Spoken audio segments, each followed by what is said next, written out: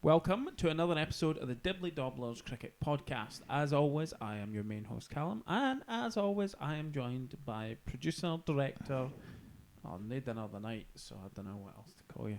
Well, I've got a few names I could call you, but anyway, I'll call you... Courier? Courier? Yeah. I don't know. Packing and stuff. Yeah. Aye, well, courier, aye. See, you Storeman? took a minute. Storeman. All sorts. All rounder, I was pushing it. Professional number 11. Yeah. Anyway. It's even the number on my back. Anyway, yeah. Mine's is how much it weighs. No fat off. Hence the cramp. Indeed. Quite a sight. The Ah. Falkland boys loved it. No wonder. I mean, people would pay money to see me run a bit. There's some weird people out there. There are some very strange people out there. Yeah. Oh, but I bowled the absolute beauty of an in-swinging Yorker. That was quality. I like that. Made up for my horrific cramp. Even though that came first. Making an arse of myself. I genuinely followed the shot and then turned round and you were just rolling on the ground. Well, even the wicketkeeper looked like he was trying to catch me at one point because I was just like, You were a bit dramatic. Anyway, Oh. yeah. That's all I'm going to say. But yeah, that's the first game out the way for us, and on to the league now. Yep. In less than, day and a half time? Yeah. Hoping indeed. for no rain. Really hoping for no I'm rain. hoping Yeah. that the Largo boys get really, really drunk at their 40th anniversary now. Yeah. So if you guys can just be absolutely wrecked, and we can roll yous over Should on have had a Saturday. whip round for their bar. Just put that behind the bar. Yeah. Specifically to guys who are in the 11 on Saturday.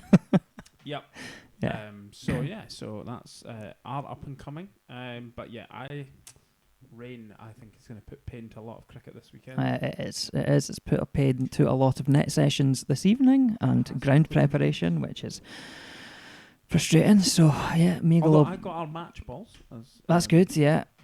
They're very, as we touched on in the interview, they're a bit orangey coloured. Yeah. Seams feel good though. Good, because the seams last year weren't great. Oh no, like even the cheap balls have got a better seam. Last year's were horrific. They were.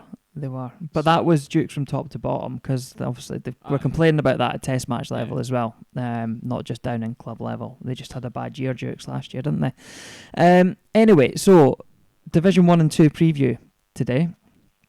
Yes. And we're going to kick off with an interview with the new entrants to Division 2, coming over from ESCA, and that is Broomhall. We caught up with their captain, Ieuan Ward, and we'll pass you over to our interview with him now.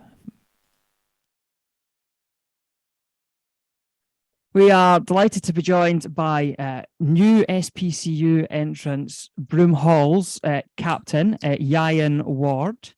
Ieuan, how are you this evening? Thank you for joining us. I'm good, thanks. Thanks for having me on.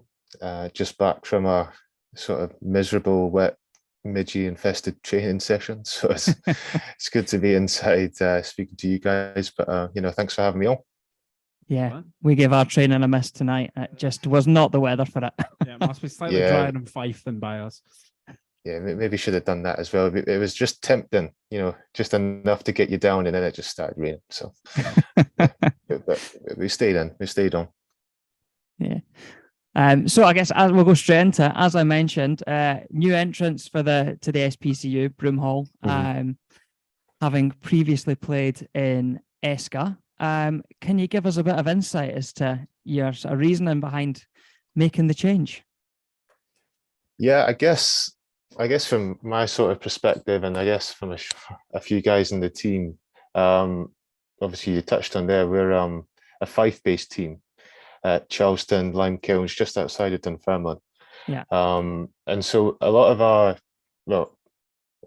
our guys in the youth system, when I sort of growed up, played against the likes of your Largos, Falklands, Frukies, Glenrothes, under 13s, under 15s. And a lot of our players are still part of that setup.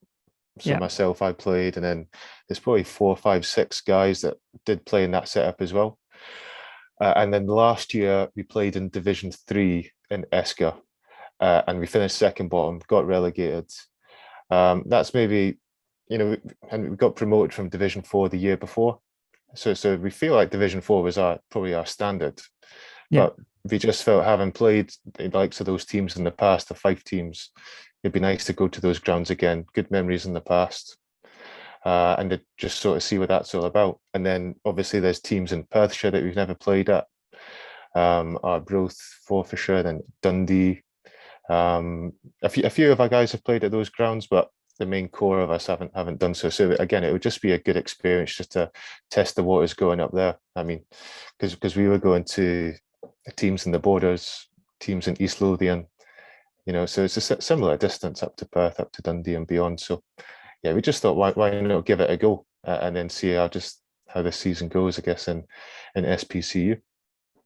Yeah, you don't at least have any treks all the way up the road to Aberdeen on the cards, at least. So that'll be a good thing for you. Music to our ears when, was it Crescent? Crescent, Yep. I think they're an Aberdeen-based team, but are they playing at Brecon? Yeah, so that's Brecon, still a fair trip away.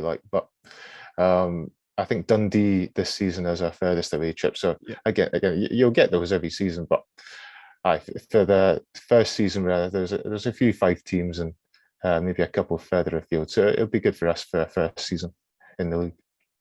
Yeah, it's quite a 5 heavy league Division 2. I think.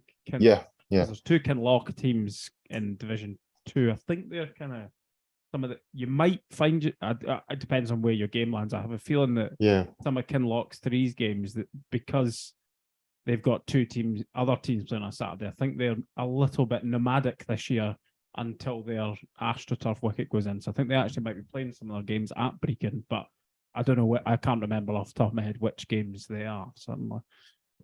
That actually comes to mind there. I think we're playing the game that we were meant to play at Kinloch at Broomhall.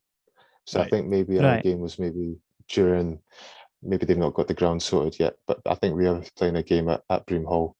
But yeah, we've got both Glenrothes teams in our league as well, the 1s and 2s. The 2s have dropped out of the. The 2s have dropped. 2s have dropped out, but just so happened we've got a free week. The Glenrothes have got a free week, so we've just arranged a few friendlies. So it'll be a mixed team. So at least it's a game of cricket at the end of the day when we play them. So I know we're looking forward to it. Yeah, absolutely. And yeah, you told us beforehand that you've recently become skipper. How are you feeling about that, taking on that responsibility? Yeah, looking forward to it. To be honest, vice skipper last year, Chris, our former skipper, he's still going to play in the team, but I think he was skipper for 3-4 seasons, and it just felt quite a natural time. He just came to me, said, "Do you want to give it a go?" and all that stuff, and then come to the AGM, and it has to get voted in. But yeah, I was happy to do it. He was happy to step down, but he's still going to be in the team. But looking forward to it. As I said, a new league, new skipper, new feel to the team. But I guess just looking forward to it overall. Yeah, because I suppose it is a lot of 5-base teams, as mentioned, but I'd imagine a lot of the players, particularly to yourself, if you've come across from ESCA, will be new to you. So I suppose it's a quick learning curve, try to get to grips with how different players play and all these kind of things. Yeah, no, absolutely. I mean, I listened to the podcast last week. I forget the name, but was it the Strathmore captain? That was Liam Sweeney. He was Liam Sweeney. Yeah, Matthew Parker was his Zoom name. Yeah, he was using a different laptop, but he was talking about the pink ball and the lacquer comes off and this and that. But this is our first time using a pink ball. ESCA, we just get the ESCA just red balls, standard balls. So that would be another exciting thing to do as well. Using the pink ball head, it might swing a bit more early on, and it just comes off a bit quicker. So again, all a learning curve. But yeah, just another sort of element to be excited about in a new season. Yeah, definitely. Because it's the first season that the SPCU has gone to pink balls as well. So it is is it? It's a learning curve for all of us. with the way I bowl, still not something I'm particularly excited about. Would much rather have a red one in my hand. But anyway, Yeah. it is No, what it is. hopefully you'll be able to see it a little bit better. Well, there is that. There is that. Yeah. They're quite the balls that I actually picked up. Dalvin's ball, or the first batch of them, because still the league's still waiting on them all to come through. I don't know. Mhm, I believe mhm. there's a Fife shed load on its way down, so I don't know whether they've reached you yet, but No, I quite think orangey looking this year, kind of the Oh, pink. are they? So Are it's they? which I don't like as well. I think you pick up the lighter pink ball a bit, or personally easier a bit than the sort of orangey kind of pink. But we'll all be playing with the same thing, so I suppose it balances out. Yeah. We'll see how it goes that first game of the season when we both get bowled out for 30. And no one can see this new pink ball. But at least all the teams are in the same boat. Yeah, absolutely. Yeah. So I suppose, obviously, new team, a lot of people, this might be their first time coming to Broomhall, but I suppose without maybe giving too many of your secrets away, who at Broomhall should we be sort of looking out for? Who are your sort of leading lights with the bat, leading lights with the ball? Who we're likely to see on the sort of scorecards and things like that performing? This is a tough one. I said we got relegated last year. Yeah, it was a long season. Actually, Who looks good in the nets? The whole team. You know about that. The whole team looks good in the net. So that comes to the Saturday. But no, actually, about that season last year, we won our first 3 out of the 4 games in Division 3, and then it just went downhill from there. But you can have those sort of seasons, but I guess to be totally honest with you, I'm not just hitting this because they're my team and they're my guys, but we do have a lot of talented players. Anyway, just last season, you get 1 loss and it turns into 2 into 3, and it can just sort of weigh on you a little bit. Yeah. But we, guys that will come to our ground, you'll hopefully see that we've got a bit of talent about us. I mentioned his name, Chris, our former captain. He's played for us for I would say at least 15 years. As a young lad, 18-year-old. So he scored a lot of runs, taken a lot of wickets. Chris Hofflin, Scotty Lucas. He's played a bit through the ranks with myself. He's played for a few teams that people might have heard of. He's played for Glenrothes, Heriot's. He played for Cali in the academy. Right. Neil Ramsey's a good player we picked up from a team in ESCA called Morton. They play in Edinburgh at the Meadows, and he's good, can bat, can bowl, and we just, and that sort of core group that I mentioned, playing with myself as a youngster.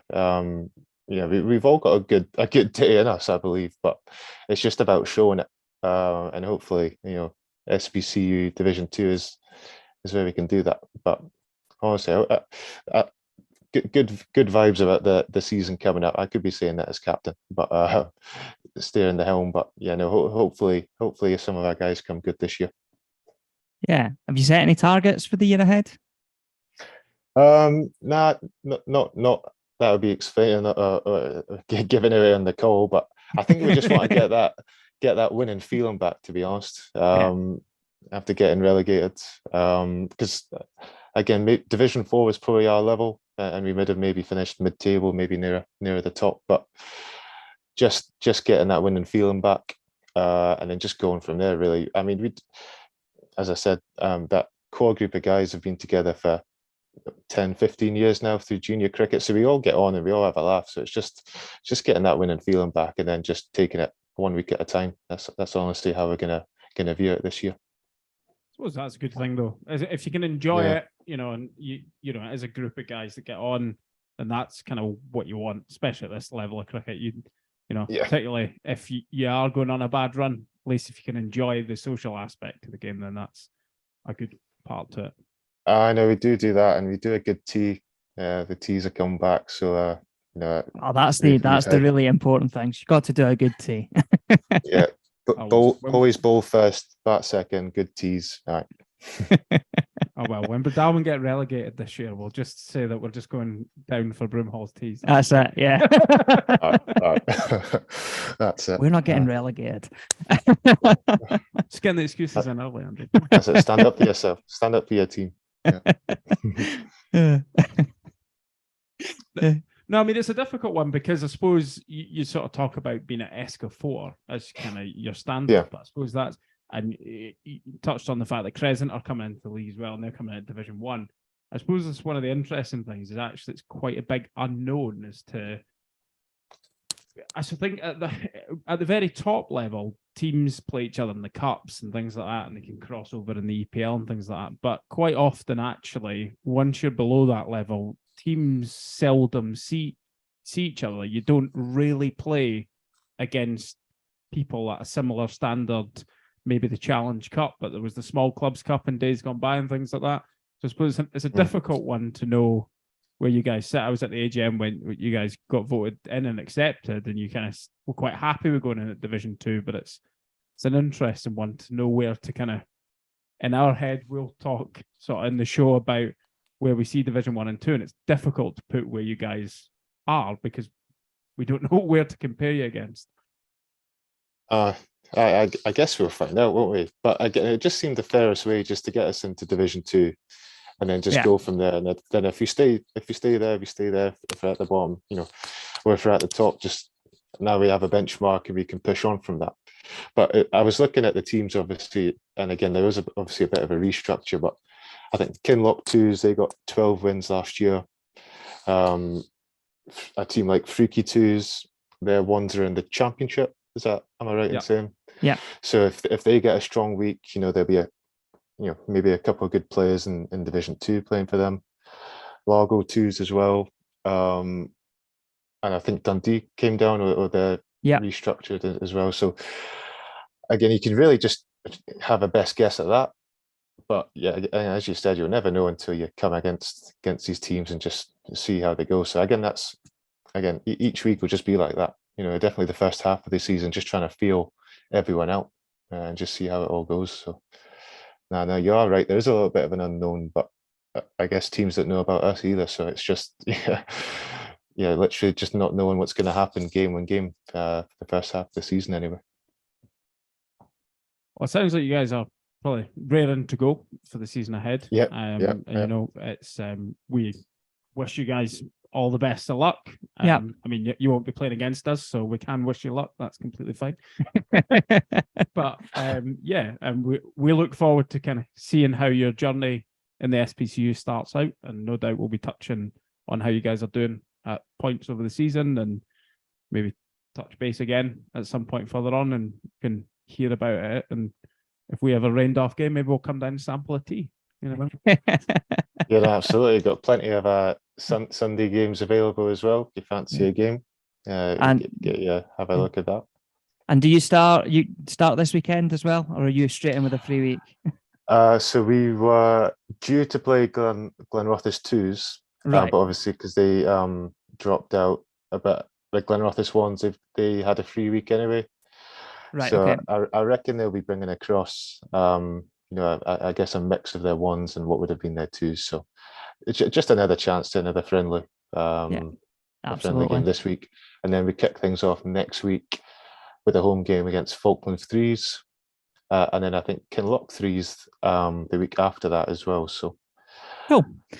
Yeah. So some good fixtures coming up. Well, as Callum said, wish you all the best, and hope you enjoy the switch across to the SPCU, and hope the season goes well for you. Cheers, guys. Thanks for having me on, and hopefully speak to you soon. Yeah. Cheers.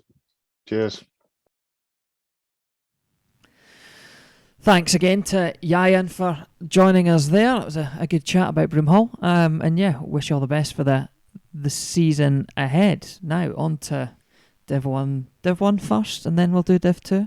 Probably makes sense. Doesn't it? Yeah. So let's go through the runners and riders in Div 1, the teams that are in the league. There's 40 people. The runners and riders. I'm looking at the wrong screen. So. There's more than 40 people because there's 10 teams. So on any given weekend, you would expect 110 people to be.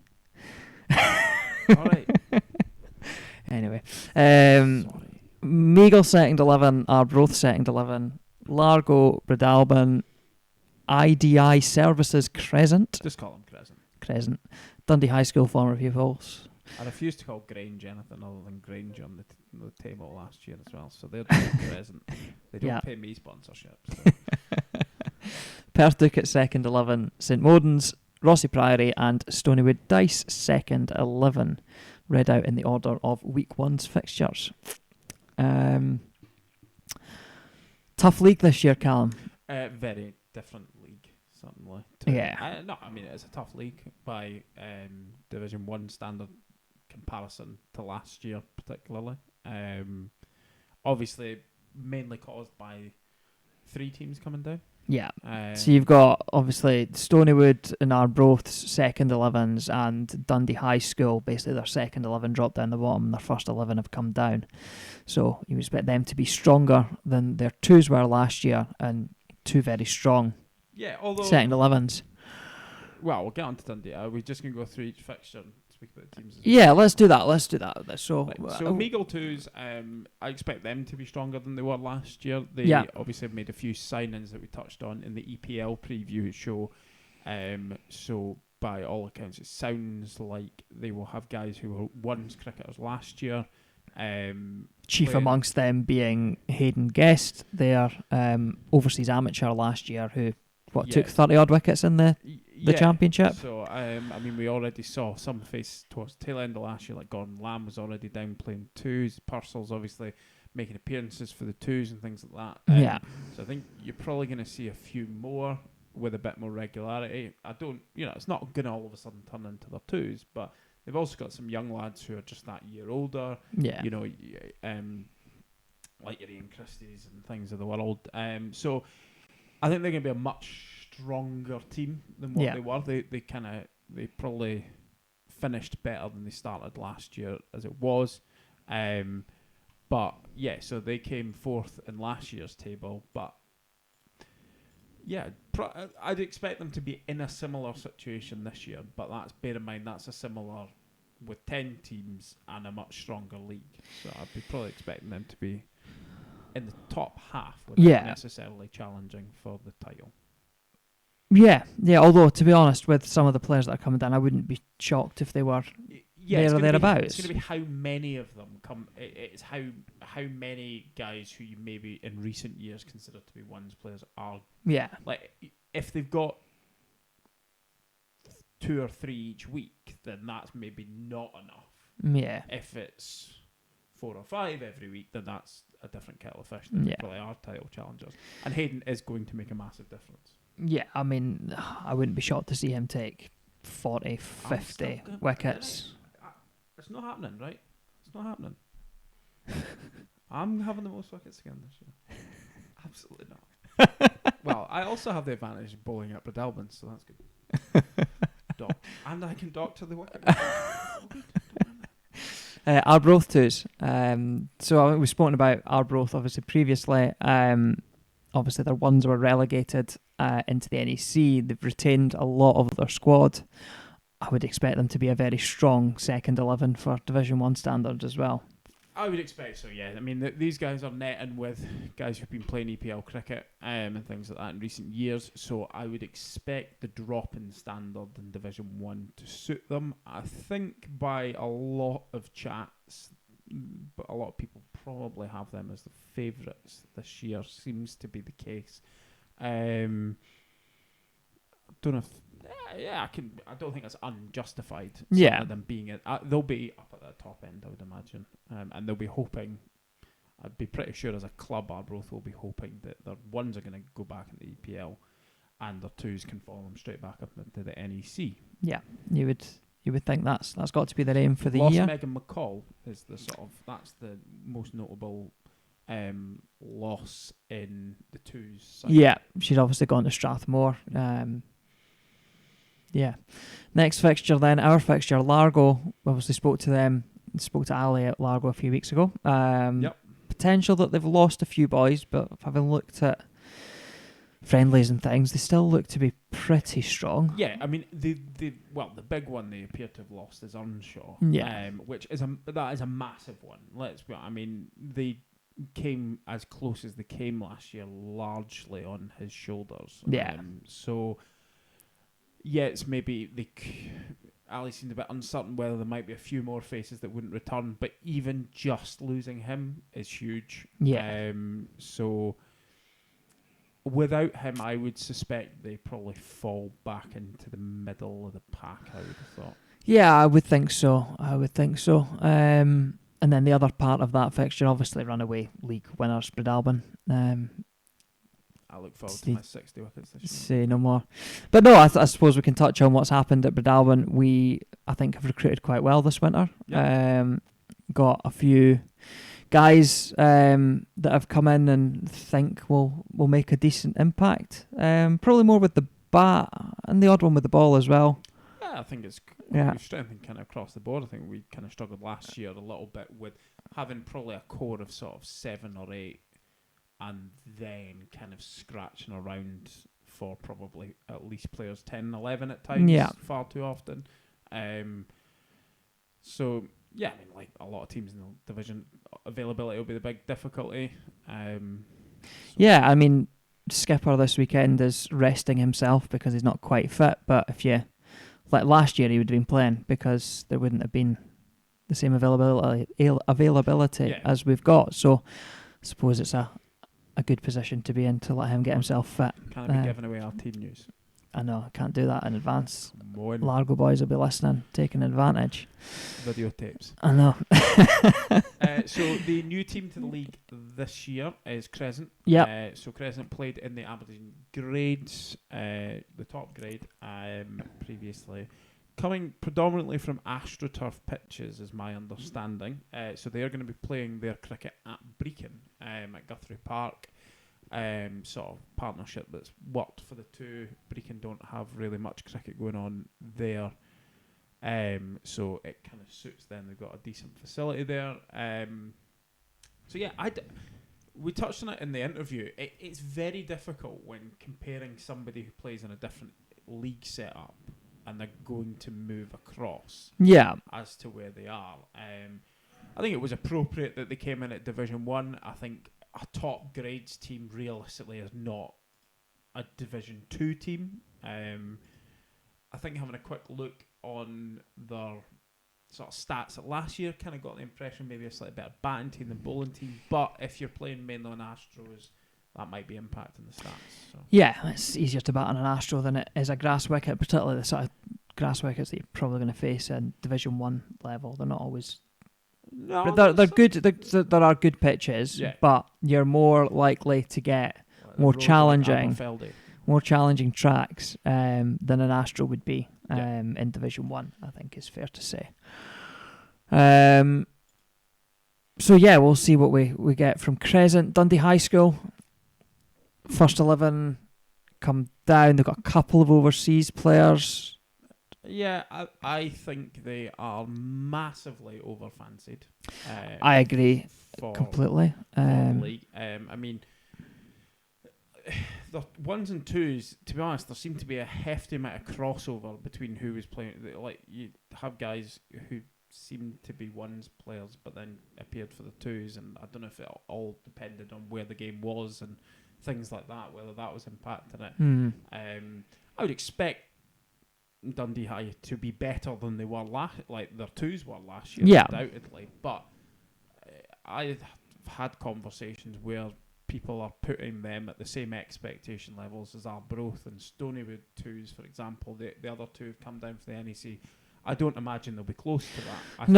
You only have to look at the NEC table last year to see that just isn't the case. Yeah. And so yeah, I mean, two overseas players, but see how they go. Yeah. I don't. I would fancy them to be nearer the scrap at the bottom than the scrap at the top. I would, to be honest. Completely agree. But completely agree. Possibly more of maybe more in the middle. But Ducat Twos, usually a very strong side in Division 1, always close to the business end of the table. Won it a couple of years ago. Yeah, I was going to say they won it. I don't know. Falkland won it last year, yeah. But yeah, so I mean, I don't expect any less from Duke this year. They've got a few guys who've been playing ones cricket recent years. Ivor has dropped down to be the twos skipper. Jamal Ali is playing in their twos. Interesting to see if he keeps wicket. Yeah, I believe Asif Hussein's going to be playing in their twos. Yeah. Tiny Hands Jack Emsley predominantly playing twos. He's got a new bowling action, just Jack. So he's just adapt for his tiny little Oh fingers. God, poor Jack. The best part about that is, have I told you about the classroom assistant? Yeah, you have. Yeah, Excellent. yeah. So, yeah. If anyone sees Jack Emsley, just tiny hands. That's fine. So no, I would expect them to be right up there. I mean, realistically, I think they're going to face the same situation as previous years, where I don't see their ones progressing out of the NEC, even with Safi being there. So yeah, they're not going to get promoted. But I do think I've got every chance of being right up there. The probably question is, when they are playing the Arbroath twos and the Stonywood Dice twos and even Meagle twos, I'm not necessarily seeing who's scoring the big runs for their second 11. Jamal scored a lot of runs in Division 1 in years gone by. Yeah, but I don't think this Division 1 is quite as comparable. Yeah. So, I'm expecting them to have guys score runs. I just wonder, in the big games, I would expect them to be, there'll be sort of 5 teams who they will probably beat very comfortably. It's the sort of the tough games. Yeah. That's where, that's probably where my question mark would be over them, to get them right up at the top. Yeah. St Modans, obviously Division 2 champions last year. Interesting one. I don't know a huge amount about them, really. But probably one for the lower table scrap, I would think. Yeah, I mean, we, sort of, without being too pessimistic on our season as Breadalbane cricketers, is, we're sort of somewhat realistically sort of saying we're probably in the lower half. Yeah. And I think that St Modans are one of the teams that we look at and go, we need 2 wins against them. We want 2 wins against them, and we probably need 2 wins against them to be sort of assuring ourselves of safety. So they had some big scores in Division 2 last year. They also had quite a lot of games conceded, which helped their title victory. But I would expect them to be in the relegation fight, to be honest. Yeah. And then Rossi Priory next up. Again, they're probably another team that we look at and go, we want to be targeting the wins against. You want to be targeting wins against everyone, but you really want to be targeting the wins against the teams that are around you. And I think Rossi Priory are a team that will be in that part of the table as well. They obviously what did they finish 5th last year? Due to the 6th. They were. The 6th. We were 5th. They did slide just below us because of their lot harder fixtures at the end. Unfortunate for them the way the split worked. Yeah, because they'd finished in the top half and then played the rest of the top half teams. Yeah, I could see them having, I could almost spoke about how do Rossi do against how to Duke it do against the big teams, but I think Rossi's big problem is going to be, aside from against a couple of teams, probably wouldn't like me saying this about them, but I'm not sure they've got enough in the locker to be a potential banana skin for one of the bigger teams, for example. So it is going to be quite important to them, I think, how they go against their bottom of the table contenders. Yeah, that's always going to be the situation, but some teams might fancy that they've got a couple of bodies who are able to cause upsets, and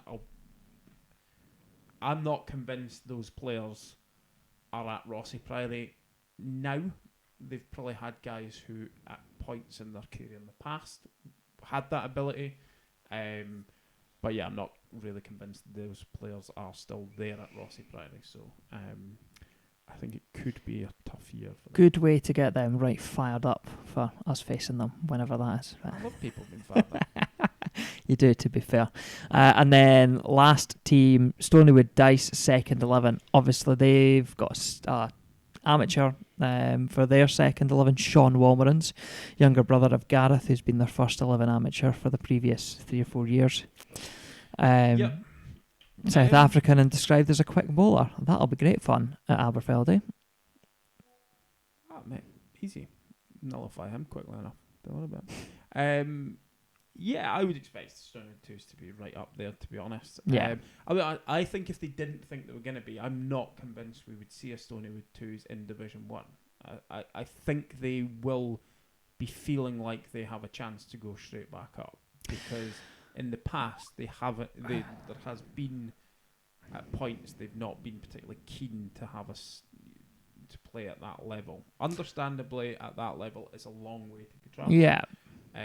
But if it's also that's your only path back into the NEC, then yeah, and I mean that element of it is something we've spoken about before. Something that I think there still should potentially be something that's addressed there and worked out. But that is what it is. Yeah. But yeah, I mean, I think I sort of look at it, and I'm not going to place 1 to 10, but I think you've probably got a few groups of teams. You've probably got your Arbroath, Stonywood, Meagle and Ducat. I would expect one of those 4 to probably be the league winners.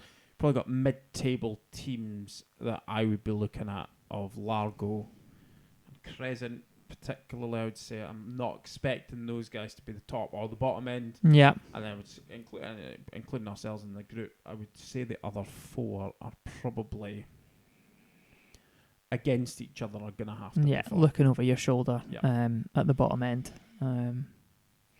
But yeah, obviously really top of that 4. Well, no, we're just going to fly past all of our expectations. Absolutely, yeah. Can I consider myself James? 400 for none against Arbroath. Mate, I would have cramped up 4 million times before that happened. You're unavailable that week. I've retired out of 25 again. 27, thanks. But aye, so it's actually 2 and 3, 1 and 3. Yeah, about 2. Yeah, so yeah, I think it'll be a good season. A few overseas players. Yeah, it'll be testing, very testing. It will be testing. I don't know how I feel about overseas players in Division 1. Is my only slight thing. It's team. I'm not judging teams that have them. They're totally entitled to have them, and that's completely fine. But in the NEC, there became a point where it was kind of impossible, probably is still almost impossible, to get promoted without one. Yeah. And my worry is, do we want Division 1 to go that way as well? And we've got 4 in it this year. You know, I look at perhaps Hayden. Would Meagle, if it wasn't for the relationship established with Hayden, maybe it was a 2-year deal when they agreed it, wasn't it? So he may, that's maybe the reason they've got him. I don't know. I've not had that conversation with him. But yeah, so I don't know. I don't know how I feel. I think from conversations I've had, Meagle went into the winter intending on Hayden still being in their first 11 this year. But they got an opportunity to sign a top quality bat, which I think if they had the opportunity to do it, they couldn't not take that. I'm not. No, absolutely agree. I just have slight worries if we turn Division 1 into a team where you kind of need the overseas players in it. But I suppose we're saying of the top 4, 2 of them, as far as I'm aware, Ducat and Arbroath, have no overseas players playing, and we're expecting them to do well. So yeah. So, you picking a winner?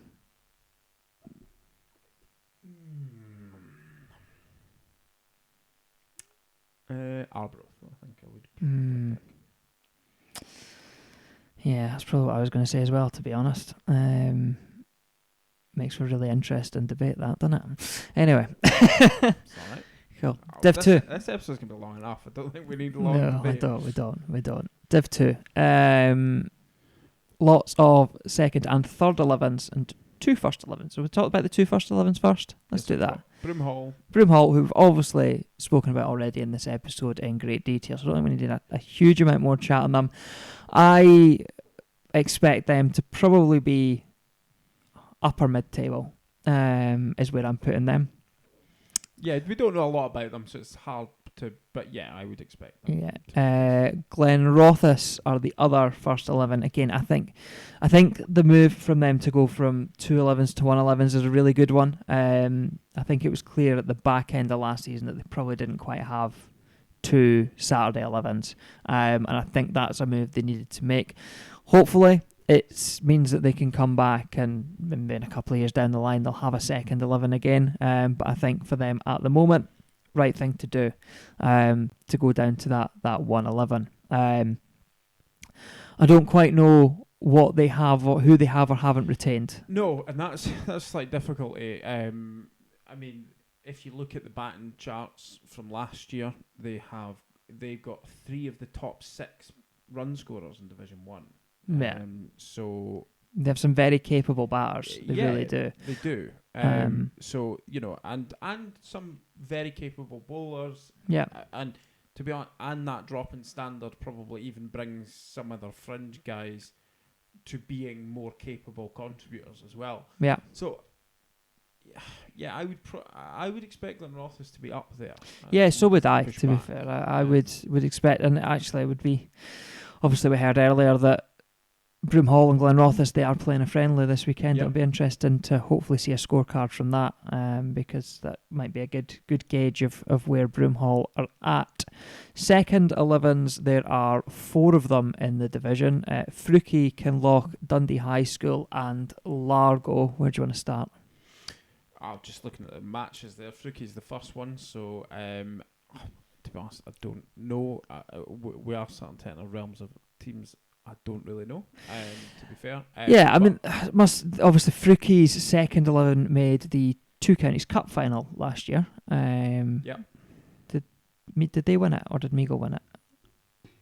I thought Fruki won it. Did Fruki win it? Right, okay. So they won the 2 Counties Cup. And if Meagle won it, Maybe check apologies. They were certainly in the final. I know that much. So obviously that must be a capable side there. Yeah, probably another mid-table season for them, maybe. Yeah, I think. I suppose it all. We'll touch on this, but it's difficult when it's that second 11. You always got that pressure of having players taken off you, and and their first 11 have obviously lost a couple as well. So although I believe they have overseas players for their ones. I think possibly 2. Right. So that maybe negates that. So that maybe helps that issue. Yeah. And so yeah, I think I get the impression they've got players there who are very capable at that level, but I don't know how often they actually get them out of the park is the big difficulty. Yeah. Kinloch, second 11, ran St Modens close last year. Would expect them to be right back up there as well. Yeah, and I think expect them to probably be the favourites, to be honest. Yeah, I would think so. And I think as a club, they're really looking to have NEC and Division 1 teams. How their ones will fare in the NEC this year, not quite sure. Well, that could be a problem for them. For them that yes, and I think you look at what Kinloch are doing as a club, and actually I think it would be great to see them spread through the divisions. Yeah. They're a club that really try to do things. They've obviously got their new ground, and we've touched on these things before. But yeah, I think it would be good to see them. Yeah, absolutely. Falklands third 11. No, we're staying with the second 11s first, aren't we? Dundee High School second 11. Struggled to get a team at the back end of last season. Struggled to get a team at the back end of the season before. Will history repeat itself? Probably. I keep hearing they're disappearing, but they keep re-emerging. So, yeah. I'm not going to criticise a team for being there, but yeah, I mean, that is 2 years in a row, at least, that's been the case. And yeah, it's not particularly fair to the other teams in the league, is how I see it. I don't expect on the basis of what we saw last year, I would imagine they may well be bottom of the league. Yeah, probably. Largo 2s. From what I understand, I don't think there's a huge standard difference between Largo and their second 11, to be honest. Certainly towards the top end of their 2s. I think it's the top. I think their good 2s players are what make the big difference. I think there's been a reasonable pool of players of a similar standard below that, is my understanding of Largo. I wouldn't expect them to be challenging, though. No, I wouldn't. And then the 2 third 11s, Falkland and Kinloch 3s. Falkland, obviously their 2s have stepped up to the NEC. So I would expect they'll be wanting their 3s to push on if they can. It's whether they've got that depth at the moment, which I'm just not sure they've got. Yeah, I mean, speaking to them at the weekend there, I don't think so. I think, it's a development team that they've got out. They've got some experienced heads and some younger folk. And I think they're there to play cricket. And I think, whatever they do, I think they'll just be more keen on individual development, probably. Sure, they want to win. I'm not saying they don't want to win. But, I wouldn't expect them to be pushing forward. And if their 2s are going to have availability issues, that can only knock on to their 3s. Yeah.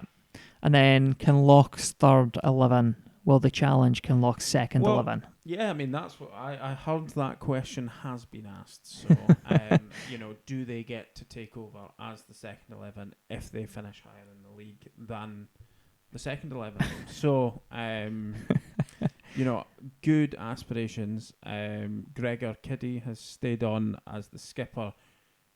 So, for those who are unaware, Kinloch 3s are effectively have replaced Norwood. Yeah. And Gregor was at Norwood, or was the skipper at Norwood. I think he was already involved slightly in Kinloch as well. But so he's heading up that team.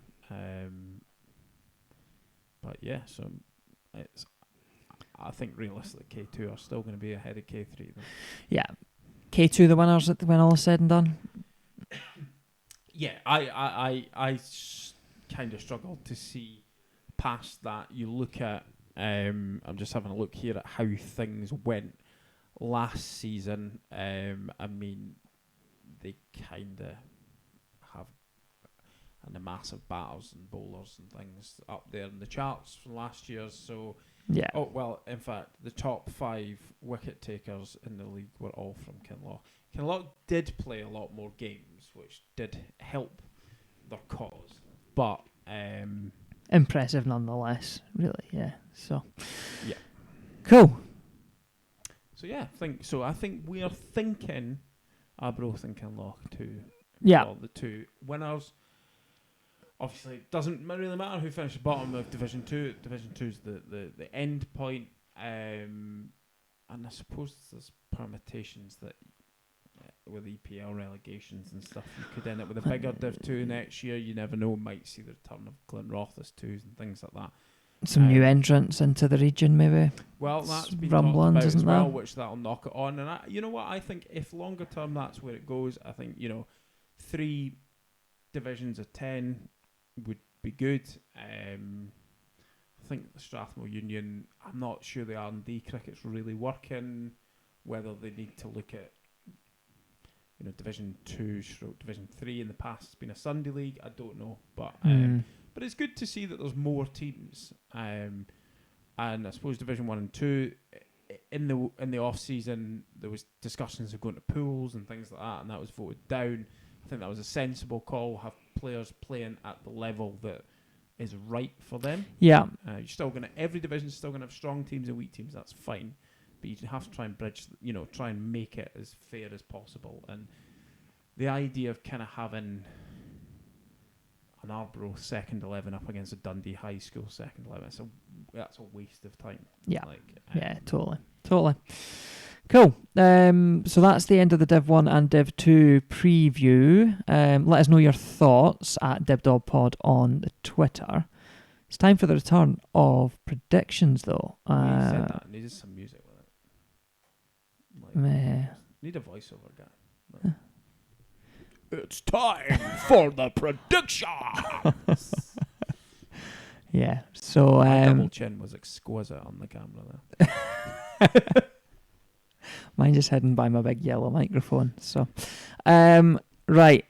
We are going to pass to the predictions because we've recorded them separately. So it's not going to be very smooth, is it? With Jim. Well, you'll find out who it's with. So enjoy.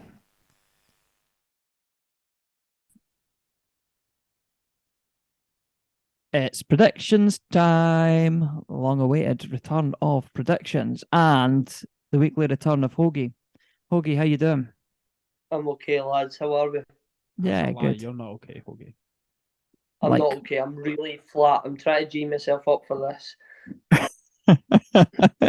Oh, it's only 10:30. Come on. I mean, I know it's been a long day, mate. It's been a long day, and I'm up at 6:30 tomorrow. But we're almost at the weekend, and it's bank holiday. I'm off on Monday, so and the Yeah, season and the starts. season starts.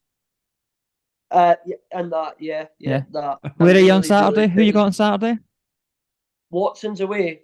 Watson's away. Good start to the The season, the coldest ground on the circuit. First up. I mean, I think we'll be colder. We're at Largo, so Watson's the coldest ground on the circuit. Yeah, suppose it's really Arbroath have cold. been relegated, so that's probably Yeah, it's because I think it's because it's so open. Every time I play there, it's freezing cold. Stonywood is definitely still a colder ground. We played there last year and it was 25 degrees, so I've changed my mind. at Stonywood. Yeah. You it played at was Stonywood in the beautiful. rain last year. I've done that as well, but last year was Tropical rain. it was splitting pavements, and I was a bit hungover as well. Wasn't a good mix. Wasn't good. Right, let's But we crack got into that. it. Well, you've got a Oh. 1 p.m. start to start with, I noticed. So Oh, you've got an extra hour in your bed. can't wait. I need it. It sounds like it. Right, Yeah. so Right, predictions. come on, Yeah, the Fox right. Twos. So obviously, I am the defending champion. Go me. That's excellent. But we've got 3 people this year doing predictions. We do. Just, we didn't want Andrew to get too crushed. So now he can lose to 2 people rather than just 1. Let's hope so. Ah, cheers for that, pal. It's all right, though, because Hoagie's going to get off to a poor start looking at the state of his predictions. But anyway. To be Yeah, fair, there there's we go. only 1 difference between all of us. Yeah, and it's but- that one. So, yeah, it's a fair call. It's I going to think. be I think 1-0 so. Hogarth, end of the weekend. Right, let's believe. bring it up. We'll do it. How do you do this? How do I do it? I do a share screen. So you probably won't be able to see them, Callum. This is going really well. Where is it? I've genuinely lost it. I have no idea, but is this recording you? Yeah, Oh, now your cat's come in. This is going well, Andrew. yeah. Share and here we go. Right, should be able to see us see it now. Not that we can see Hoagie, but anyway, let's go. I can see Hoagie's there. Yeah, we can. He's just gone small. It's fine. So, we've got a picking order. So it was me to pick first. Yep. And then pick my joker. We're not going to get the jokers on the screen because we're not using our usual software at the moment because we've not worked it out. Go on, have him. I know, but I messed up, didn't I? Sorry. So, Staff nowadays. I know. So fixtures this week for round 1 in the North East Championship. Arbroath United against Fruki. I've gone for Arbroath. Huntly against Gordonians. I've gone for Huntly. Forfarshire 2 against Aberdeenshire. I've gone for Aberdeenshire. I do know the Forfarshire 2s beat Aberdeenshire last year, but I do think that was a bit of a blip result. I've heard there's some availability issues. Rumour has it. And I can't see that that'll be repeated. Strathmore against Falkland 2s. I'm going with a home win there, and Ducat against Kinloch, a home win there as well. Yeah, they're up on screen. So the only difference is Hoagie's gone for Forfarshire to beat Aberdeenshire. Hoagie, explain yourself. The boys are in confident mood. A few of them got a run out in the first team last week in a friendly. Aberdeenshire got a bit of a hiding from Huntly last week, actually. So the heads will be down. And I don't know, I just got a good feeling about it. First game at home. And there's a lot of boys trying to push to get in the first team, especially because we're missing a few this week. So hopefully the young lads can go and put out a performance. And as you say, they beat them last year, so why not do it again? So you're batting pads to lead them to victory. Is that what it is? Yeah, and I'm the coach, so I've got to expect us to win. Otherwise, I'll get fired. So this is actually an excellent ploy bringing him into these predictions. He's going to have to pick fourth twos every week. One fixture a week sabotaged. Yeah. Right. We're not talking about them. That we're just predicting, and that's it. Just away him. Well, right. Okay. No, we can't keep talking about them. Come on. Yeah, I'm going to take the screen share off so that people. Podcast. I don't know if you're aware of this. We're meant to share our opinions. People can see us again rather than the fixtures. Yeah. Right. So Arbroath, the Fruki. Obviously, we kind of touched on in the preview. Arbroath favourites to go back up, or one of the favourites certainly to go back up, straight back up again. Hoagie's face doesn't agree. Yeah. I mean, I don't agree. I think it'll be as a tricky start, that Fruki. Fruki are dangerous. Forfeishire's good friend. That's Ian about Stonebridge. as bad a call as you picking Forfeisher in that fixture, by the way. I don't see Fruki challenging Arbroath here at all, I have to say. But plus, they're all I've been told they're all raging at Forfs because you stole their scorer anyway. So they know what you're on about. Listen. So they're gonna. So just to. So just because they've lost Safi, they've lost Scribe, lost the plot of Fruki. That's it. And because they're raging at Forbes, they'll just lie down to Arbroath. Is that what's going to happen? Yeah, just it could happen. No, I've heard Ian Stonebridge is one of the most dangerous players in NEC. So, and our boys, especially like this is coming from Force boys, they think he's a bit of a player. So why not? I mean, I don't disagree. On that he's a solid NEC player. I just think that Arbroath have retained a pretty strong side for the North East Championship, and I think they'll win the majority of their games, and I don't see that they won't start with a win. Yeah, no, I can't see anything other than that. I don't foresee it being very close, to be honest, and I think particularly with Arbroath being at home, I think they'll be far too strong. Yeah. The difference is if it was a boxing match, Fruki would definitely win because Dale Cowan would just knock all of them. It would just need to be Dale against Arbroath. Yeah, Dale versus Arbroath. Yeah. Right, next one then, Huntly Gordonians. We've all gone Huntly. Again, I think we expect Huntly to be up there this year. I think this probably the two games that I would have said are closest. I'd have thought, looking at this, I know there's one of the games that Jack's predicted differently, but I'd have thought Huntly Gordonians and Strathmore and Falkland Twos were probably the two games that I was sort of most humming and hawing about. I definitely have Huntly as favourites, but Gordonians are a squad. We obviously lost Hegde to Meagle. Yeah. But they've got a lot of guys kicking around who performed over the years. And I think they're a team that nobody probably massively wants to play because they, on their day, have the ability, I think, to knock over anybody in the league. But I would back Huntly, but I don't think it'll be as straightforward as the first game. Possible. Yeah, I think Prashant Wigg is a good player from Gordonians. Yeah, true. But obviously Huntly, as I say, Huntly gave Aberdeen a bit of a doing last week, so they'll be ready to rumble. Yeah, be riding high, go into this full of confidence, and it's at Huntly as well. Yeah, and as we've said before, going to Huntly is like going to Stoke on a Tuesday night, so you would have to think they would get the job done there. I reckon. Rory the lap, long balls in from everywhere. Jack's probably too young for that reference. You know that? No, I'm not. No, I'm not. I'm not as young as you think. But one thing I know a lot about is football. Cat on the table here. You too, Phil. I'm gonna have to deal with a cat. Yeah, pitch invader. No, if we're an explicit podcast, I'm making another comment there, Andrew, but we're not, so I'll not bother. Right, so Forfarshire 2's beat Aberdeenshire. Andrew and I are back in Aberdeenshire, Jack. We've already touched on you. You backed Force to win the league. So, I suppose Pitch invaders been ejected. thrown out in the pouring rain. I don't know. It's definitely a hard game, but I feel like if you're going to beat Aberdeen, it's going to be week 1. So that's why not? Yeah, I wouldn't be shocked if Forfarshire did pull it off. To be honest, as I said, they beat them at home last year.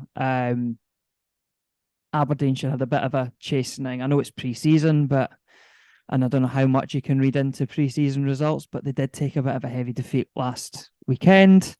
I can sort of get the logic, but I still think Aberdeen go into it as fairly heavy favourites. I would say so. But Strathmore v Falkland 2s. We obviously played Falkland 2s for Breidablik. Well, 2/3s. For Breidablik on Saturday. I think, to be fair, it was probably slightly heavier on the 3s side. Yeah, I think it was. Sounds like there might be some availability issues for them this year, which does sort of make me think it's going to be a tough season. They're a squad that have got ability. They've got guys who will be able to post big runs, and guys that are able to take wickets, but it's where they've got the squad. And full 11. Strathmore have got their overseas amateur in for game 1, which I think potentially a big difference maker as well. Obviously we spoke to Liam last week, and they have lost a few guys at Strathmore, but I do still think they'll just have too much for Falkland's second 11. Yeah. Am I right in saying that Harsha is playing for Falkland's second 11 though? I believe that's the plan. Now that could make a slightly large difference to the outcome. Absolutely. I don't know if he'll be available instantly. I didn't get the impression. I didn't get the impression that he would be available for this game. Right. Okay. I think there is a chance that he may play. He may feature this year, and if so, it will be for the second 11. That does make a world of difference to their team. But yeah, I don't believe, unless something dramatic happened, that he will be. He'd be playing. Certainly. Yeah. And then Perth Ducat versus Kinloch. Obviously, Ducat with the headline signing over the winter of Safian Sharif, who he'll win a lot of games single-handedly this year, to be honest, and I could see this being one of them. He'll be available. What was that? He'll play. He should play then. He'll be available. Yeah, so I chatted with him on Monday, and he will be playing this weekend. I think he's the one, isn't he? That's a bit of a one-sided affair. Yeah, I think even without Safi, I would put Ducat as favourites in this fixture, because they do have a spinners. Yeah. Mystery, yeah, indeed. What's the mystery? How they don't get called for chucking it. I think I don't think there's anyone with that suspect that'll feature this season. Oh, really? Okay, because when I last played against them, there was a couple of, and it was very, very, very difficult to play on Ducat's wicket. I was stood at flip, and it was a hard watch. It was so hard to bat against because the wicket was wet and low, and it was horrible. So I was thinking, Ducat, they'll just spice up the wicket. They'll roll everyone. No, to be fair, I think the track at Ducat will be a bit of a road. Certainly heading more and more that way. That's what they've been aiming for the past few years, is to get it, and that's the impact that the groundsman that they brought in 2-3 years ago has had. Yeah.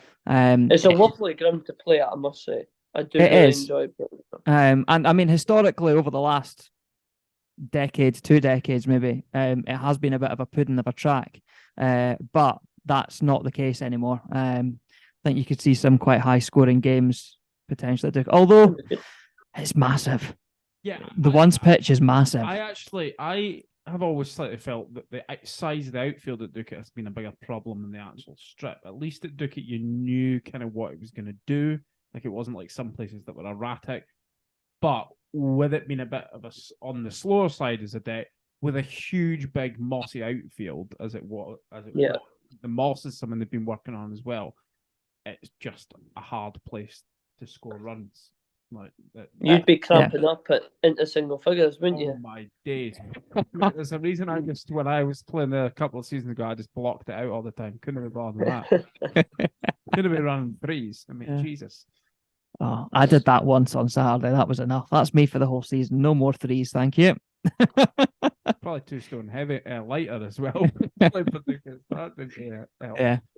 But anyway, so that's our predictions. Jokers. Jokers, yeah. So I'm choosing first on the Jokers. I'm backing Huntley as my Joker. You reckon that's quite a close one, but I reckon it's a potential banana skin is more, I think, would be.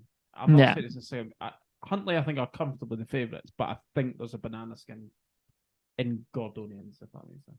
Yeah. Okay. Hoagie, you were next for your Joker. I am going to go against everything I've just said and use Arbroath. They'll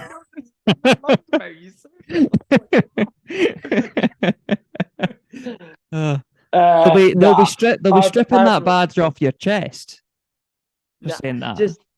Just winding people up, but I think Arbroath will get the job done. And I think what'll favour Arbroath this year is they've got a few batters who are particularly good against medium pace bowling, who last year maybe struggled with guys who are a wee bit quicker. I think, boys like Craig Cameron, Bryce Carnegie and stuff, they murder medium pace bowling. So I can see them two in particular having a good season, and Matt Peatley as well. He was obviously caps for Scotland, so I think he could have a big year as well, and 2 overseas. So I think they'll be home and dry on Saturday. Callum, your Joker? Joker. Yeah. I think of the 3 that's left, I can see that as the choice, yeah. I think, to be honest, I'd probably pick Ducat if I was first, but fair enough. Fair enough. We'll see how we go. Right. Well, that's it. So we will come back next week, and hopefully behind the scenes it'll all be a bit smoother. Hopefully, yeah. We have been trying this for about an hour. Yeah, it's 11:15 and we've still got 3/4 of this podcast to record. It's so a bit a long episode if we do that, Andrew. Yeah. So we will see what the scores are next week. As always, folk, hit us up on social media at DibDobPod. Yeah. I've still never got round to doing the Facebook, so that's all there is. And let us know what you think. Who's going to win the games on Saturday? Indeed. Right. Thanks as ever, Hoagie, and we'll chat to you again next week. Cheers, lads. Cheers. Thank you. Right, well, that was the predictions. That was the start of my victorious campaign, obviously. I mean, we just went for the same thing, pretty much. So yeah. And then what was Hoagie doing? Hi. Lives in Stobies. Oh, yeah, indeed. Anyway, well, before we run off into the sunset, a bit late for that. Gone midnight. There was women's cricket action, and there is more women's cricket action coming up. Yeah, the superbly advertised stuff last weekend. It was great. I know, there's a lot of notice about that. Yeah, but on Sunday, Scotland A women played against Lancashire and Cumbria at Clydesdale. Yeah. Titwood, yeah. 2 wins from 2 for the Scottish girls. Highlight performance being Ailsa Lister's just absolute annihilation of the Lancashire attack, wasn't it? Yeah. It's the Lancashire game. It's always good when people annihilate Lancashire. But yeah, another impressive performance from Ailsa Lister. Just what a talent, I think. Yes, I mean, off air you made the very valid point of, will we now see her end up going down south because she's done it against a genuine county side. Yeah. And that's probably feels like she's probably her, Catherine Fraser, maybe next off the rank in terms of getting that opportunity. And I think quite justifiably. Absolutely, yeah. I think she does deserve that opportunity.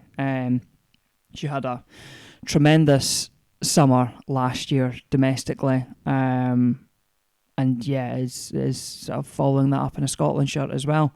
I think she's a huge talent, and is going to go places. Yeah. No, I would agree. And it's fantastic to see these opportunities, more exposure. We've got the Super Series coming up this Sunday at Fort Hill, Forfeitshire's ground.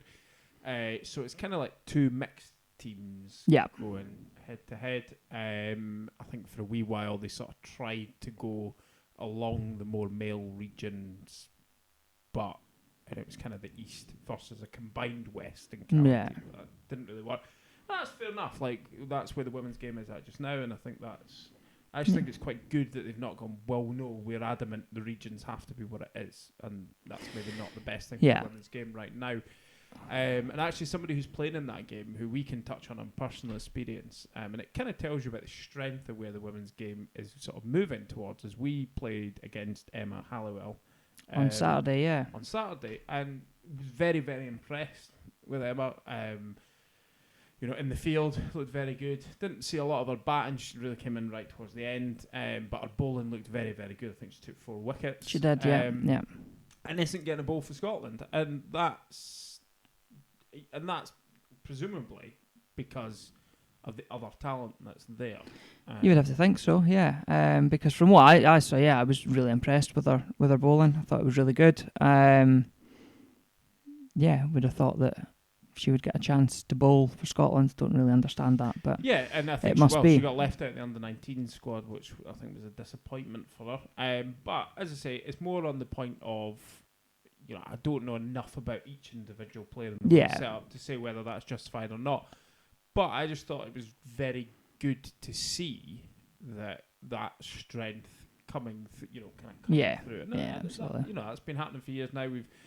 We've got the obviously Northern Lights. Spoke to them last year, and there's now the Challenger League starting. Falkland obviously are entering into that. There's going to be a Perth and Kinross team going to play on the North Inch, in that as well, which I think is great. It'll be great to see weekend cricket back on the North Inch for the city of Perth. I think that's great as well. Yeah, and obviously for the women's game as well, just to have more cricket. It's progressing quickly, and that's fantastic to see. So there was some good action. I caught a little bit of the stream in the Cumbria game. It was very Cricket Scotland though. The frog box ran out of charge. So encourage people to go along to what I would imagine will be a very good game. It should, the way it's kind of engineered, the two teams, they should be very balanced to provide good competition. Obviously, a very good deck to play on as well. So, get along, support the ladies, and I think it's fair to say girls, because some of them are still quite young. Along on Sunday, if you're not doing anything else, hopefully the weather holds out for them.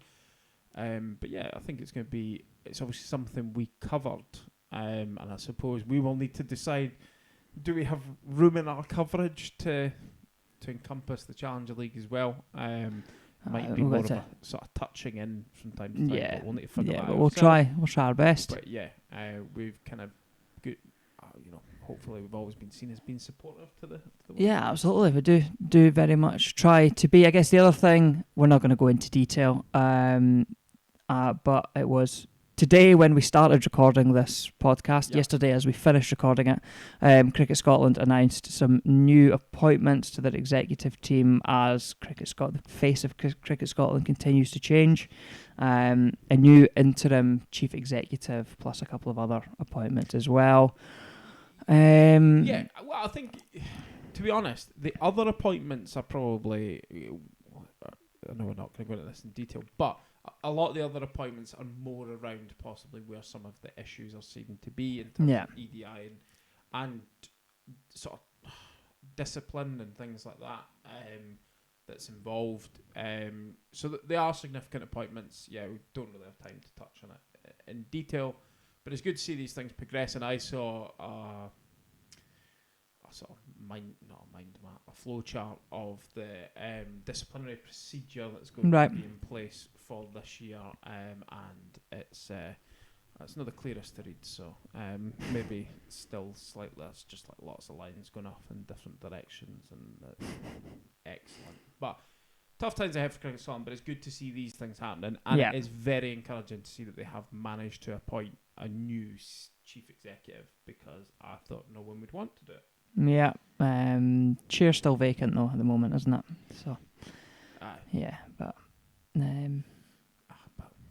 one step at a time. One step at a time. Right, that brings us to the end.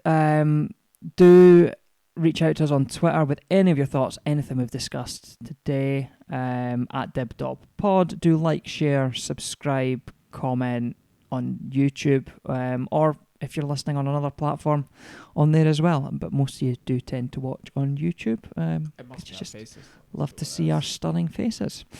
But yeah, that's the end of this episode. Obviously, the season is now upon us. Go well to everyone playing this weekend. Hopefully, the weather holds out for everyone, and we get lots of cricket in. Enjoy your games, and we'll speak to you next week. Bye, everyone.